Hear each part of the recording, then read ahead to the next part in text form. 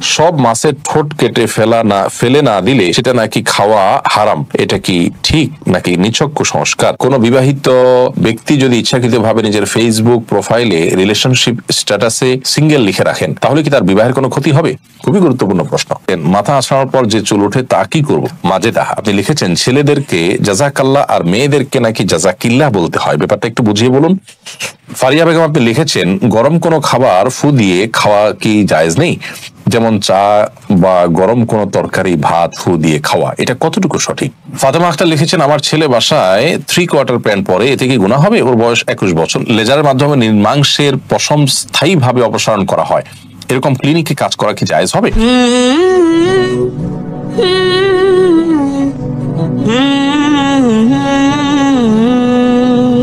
আফরোজা মারিয়া আপনি লিখেছেন সব মাছের ঠোঁট কেটে ফেলে না দিলে সেটা নাকি খাওয়া হারাম, এটা কি ঠিক নাকি নিছক কুসংস্কার? না, এটা নিছক কুসংস্কার বোন।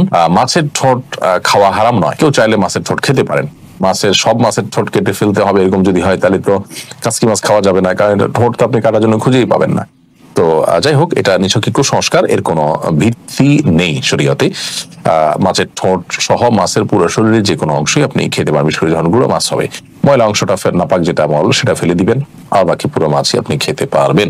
আমানুল্লাহ আপনি লিখেছেন কোন বিবাহিত ব্যক্তি যদি ইচ্ছাকৃতভাবে নিজের ফেসবুক প্রোফাইলে রিলেশনশিপ স্ট্যাটাসে সিঙ্গেল লিখে রাখেন তাহলে কি তার বিবাহের কোনো ক্ষতি হবে?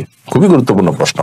অনেক বিবাহিত মানুষ ফেসবুকে নিজের প্রোফাইলে স্ট্যাটাসে তার পরিচিতির জায়গায় তিনি সিঙ্গেল লিখে রাখেন, অর্থাৎ তিনি বিবাহিত নন। তো এটা লিখলে তিনি তো বিবাহিত, আসলে আবার নিজেকে অবিবাহিত দাবি করছেন, তাতে তার বিবাহের কোনো ক্ষতি হবে কিনা? উত্তর হলো এর ফলে বিবাহের কোনো ক্ষতি হবে না, কিন্তু তিনি এই কথা বলে অন্যদেরকে প্রতারিত করছেন, সেজন্য তিনি গুনাহগার হবেন। আর যদি তার অসৎ উদ্দেশ্য থাকে যে এর মাধ্যমে অন্য মেয়েদের সাথে তার রিলেশন তৈরি হবে, ইনবক্সে তারা আসবে, তার সাথে কথা বলবে, হারাম সম্পর্ক তৈরি হবে, হারাম স্বাদ তিনি নেবেন, এরকম চিন্তাধারা থেকে যদি তিনি এটা লিখে থাকেন তাহলে সেক্ষেত্রে শুধুমাত্র প্রতারণার গুনাই হবে তা নয়, বরং এর পাশাপাশি তিনি জেনার জন্য উদ্যোগী হয়েছেন, সেজন্য আরেকটা গুনাহ এবং পাপ তার হবে। অত্যন্ত জঘন্য বিষয়গুলোকে আমরা ছোট মনে করি, অথচ এগুলো ছোট নয়, এগুলো অনেক বড় বিষয়। আল্লাহ তাআলা আমাদেরকে হেফাজত করুন।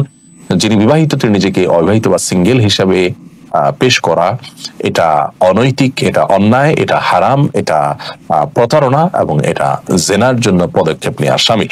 মাথা আসানোর পর যে চুল ওঠে তা কি করব? মানুষের মাথা আসানোর পর যে চুল ওঠে অথবা নখ কাটা পরে যে নখ থাকে, এগুলোকে সম্মানজনক কোনো জায়গায় রাখা উচিত। সেটা মাটির নিচে দাফন হতে পারে, কবরে দাফন হতে পারে, মাটির নিচে চাপা দেয় একটা রেখে মাটির উপর চাক দিয়ে দিলেন, থাকতে মাটির নিচে সেটা মাটির সাথে মিশে গেল, এটা উত্তম। আর অসম্মানজনক কোনো জায়গায় নাপাকের মধ্যে ফেলাটা অনুত্তম। মাকরুহ যদি কেউ ফেলেন বড় কোনো গুনাহ হবে না, কিন্তু এরকম করাটা অনুচিত এবং ভালো কাজ না। উচিত হলো মানুষের শরীরের আল্লাহ তাআলা মানুষকে সম্মান দিয়েছেন, সেজন্য মানুষের শরীরের প্রত্যেকটা অংশ যাতে সম্মানিত থাকে, অসম্মানিত না হয় সেদিকটা খেয়াল করা। মাজেদা আপনি লিখেছেন ছেলেদেরকে জাজাকাল্লাহ আর মেয়েদেরকে নাকি জাজাকিল্লাহ বলতে হয়, ব্যাপারটা একটু বুঝিয়ে বলুন। জি, জাজাকাল্লাহ এটা পুল্লিঙ্গ আর জাজাকিল্লাহ এটা স্ত্রীলিঙ্গ, অতএব মেয়েদেরকে বলতে গেলে জাজাকিল্লাহ বলতে হয়, আর ছেলেদেরকে বললে বা কোনো ছেলেকে যখন বলেন তখন জাজাকাল্লাহ বলতে হয়। জাজাকাল্লাহ খায়রা মানে আল্লাহ আপনাকে উত্তম বিনিময় দান করুন, জাজাকিল্লাহ খায়রা মানেও আল্লাহ আপনাকে উত্তম বিনিময় দান করুন, সেটা একজন মেয়েকে আর প্রথমটা একজন ছেলেকে বলতে হয়। এটা আরবি গ্রামারের নিয়ম, যদি এটার হেরফের হয়ে যায় তাতে বড় কোনো অসুবিধা নেই, এর কারণে কোনো গুনাহ হবে না। ফারিয়া বেগম আপনি লিখেছেন গরম কোনো খাবার ফু দিয়ে খাওয়া কি জায়েজ নেই, যেমন চা বা গরম কোনো তরকারি ভাত ফু দিয়ে খাওয়া, এটা কতটুকু সঠিক? গরম কোনো কিছু এটা আপনার ফু দেওয়া হাদিসে নিষেধ আছে, এবং আলহামদুলিল্লাহ নবী করিম সাল্লাল্লাহু আলাইহি ওয়াসাল্লামের অনেক আদেশ নিষেধের ব্যাপারে পরবর্তীতে সায়েন্স প্রমাণ করেছে যে সেগুলো যথার্থ এবং বিজ্ঞানসম্মত, এবং সেগুলো মানার মধ্যেই আমাদের কল্যাণ নিহিত আছে। তো বিজ্ঞানের সেটা প্রমাণ হোক বা না হোক, নবী করিম সাল্লাল্লাহু আলাইহি ওয়াসাল্লামের নির্দেশনা সেটি ওহীর মাধ্যমে আসছে, বিজ্ঞান তো মানুষের গবেষণা মাত্র, এটা নবী করিম সাল্লাল্লাহু আলাইহি ওয়াসাল্লামের নির্দেশনাকে সার্টিফাইড করতে পারে না। আমি শুধুমাত্র বোঝার সুবিধার জন্য বললাম। যাই হোক, তো গরম খাবারে ফু দিয়ে বা কোনো খাবারে ফু দিয়ে সেটাকে ঠান্ডা করা তারপরে খাওয়া এটা জায়েজ না, এটা নিষেধ আছে হাদিসে, এটা স্বাস্থ্যের জন্য ক্ষতিকর। আমাদের শ্বাস প্রশ্বাস এর সাথে এর অনেক সম্পর্ক আছে এবং এর ফলে অনেকভাবে আমরা ক্ষতিগ্রস্ত হতে পারি, তো এই জন্য ফু দেওয়া নিষেধ। আমরা গরম করার জন্য কোনো কিছু দিয়ে বাতাস করতে পারি অথবা অপেক্ষা করতে পারি, তারপর আমরা খাবো। আর গরম খাওয়াও একেবারে খুব বেশি গরম খাবার গ্রহণ করতে হাদিসে নিষেধাজ্ঞা আছে। চা তরকারি বা ভাত যেটাই হোক এটাতে ফু দেবো না, আমরা হয় অপেক্ষা করবো নাহলে অন্য কিছু দিয়ে বাতাস করবো। ফাতেমা আক্তার লিখেছেন, আমার ছেলে বাসায় 3/4 প্যান্ট পরে, এতে কি গুনাহ হবে? ওর বয়স 21 বছর, ও 3/4 পরলে কোমর থেকে হাঁটু পর্যন্ত ঢাকা থাকে। কোমর থেকে হাঁটু পর্যন্ত যদি ঢাকা থাকে তাহলে আপনার ছেলে 3/4 পরলে সতর সে ঢাকছে, সেই হিসাবে সে কোনো গুনাহ করছে না, কোনো অপরাধ করছে না। কিন্তু খুব টাইট ফিট যেন না হয় সেদিকটা খেয়াল করবেন, এর নানাবিধ ক্ষতিকর দিক আছে। আরেকটি বিষয় খেয়াল রাখবেন যে এটা নিয়মিত অভ্যাসে পরিণত না হয়। আজকাল আমাদের তরুণদের মধ্যে একটা প্রবণতা দেখা যাচ্ছে, তারা লুঙ্গি পরেন না। লুঙ্গি এদেশের মানুষের ঐতিহ্য সংস্কৃতি, পৃথিবীর যে যে অঞ্চলে থাকেন সেই অঞ্চলের যে ঐতিহ্য আছে সংস্কৃতি আছে সেটা বাদ দিয়ে অন্য কোনো দেশে মানুষের ঐতিহ্য সংস্কৃতি, বিশেষ করে যখন সেটা অমুসলিমদের ঐতিহ্য সংস্কৃতি হয় বা অমুসলিম প্রধান দেশের ঐতিহ্য সংস্কৃতি হয়, সেটাকে গ্রহণ করা কোনো ভালো ইন্ডিকেট নয়। এর মানে হলো আমাদের যুবকরা বাহিরের প্রভাবে প্রভাবিত হচ্ছে এবং এরকম প্রভাবিত হওয়ার মাধ্যমে তারা শুধু ভালো কাজে নয়, ভালো মন্দ বিভিন্ন কাজে প্রভাবিত হয়ে তারা বিপদগামী হওয়ার দিকে যাবে।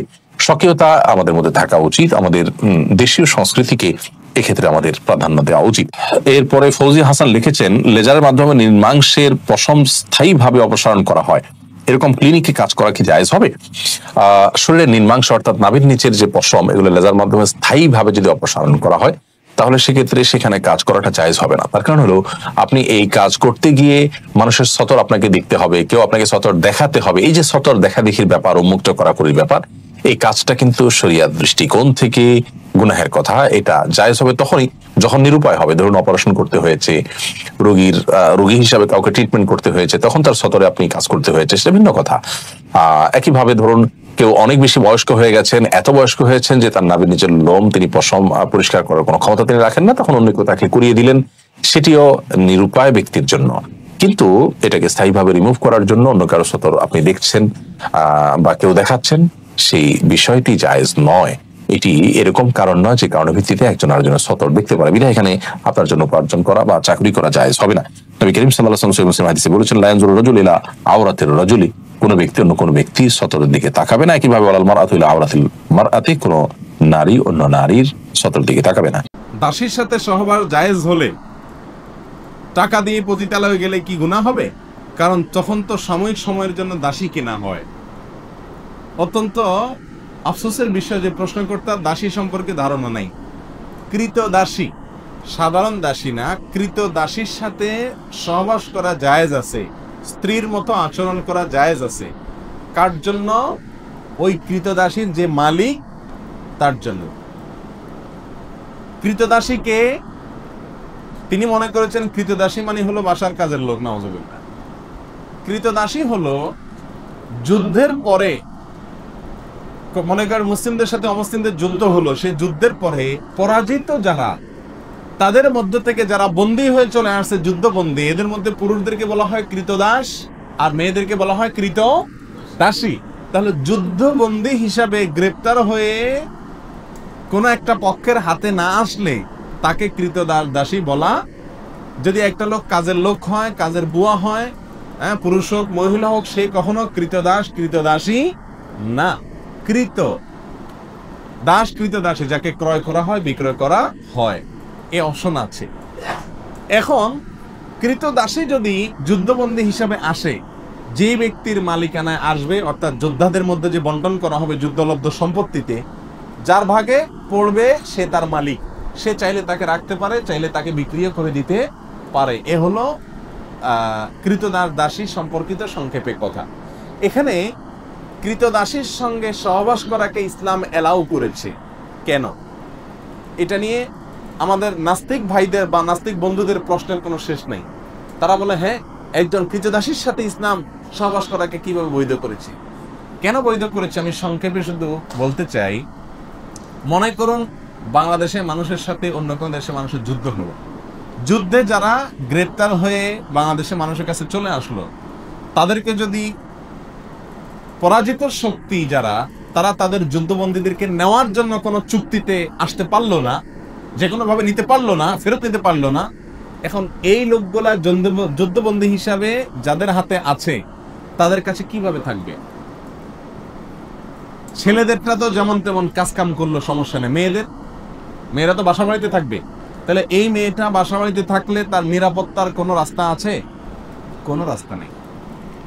একজন নিরীহ মেয়ে যদি আপনার বাসায় থাকে, আপনার ভেতরকার পশুত্ব তার প্রতি হামলে পড়ার জন্য আপনাকে প্ররোচিত করবে কি করবে না, এটা হলো ন্যাচারাল বিষয়, এটাকে অস্বীকার করার কোনো সুযোগ নেই, এটা বাস্তবতা।